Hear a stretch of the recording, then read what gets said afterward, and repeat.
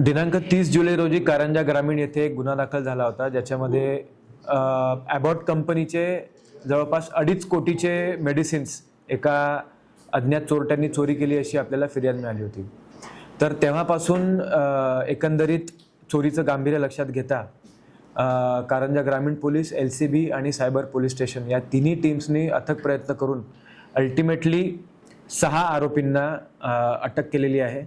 त्यांची नावे आहेत अरविंद चौहान, बुरा छाडी, कुणाल चौहान, अंतिम सिसोदिया, राजेंद्र चौहान आणि भारत गुडावत। तर पहिल्या 5 नावांची ही टोळी आहे, ही प्रोफेशनल टोळी आहे, ही दरवेळेला अशाच प्रकारचे गुन्हे करत असते।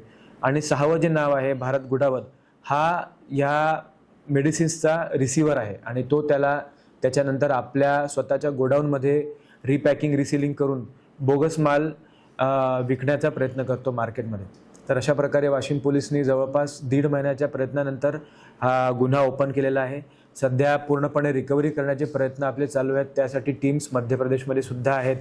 आत्ता पावे तो या टोळीने वापरलेला एक ट्रक, एक स्कॉर्पिओ, 2 इलेक्ट्रिक कटर मशीन्स आणि अशा प्रकारच्या इतर वस्तू ज्या चोरीमध्ये उपयोगी पडतात त्या आपण रिकव्हर केलेल्या आहेत। याच्यामध्ये ह्या पर्टिक्युलर टोळीवर आत्तापर्यंत 11 जुने गुन्हे आहेत, ज्याच्यापैकी एका गुन्ह्यामध्ये पुणे पोलिसांनी त्यांच्यावर मोका हा कायदा सुद्धा लावलेला होता।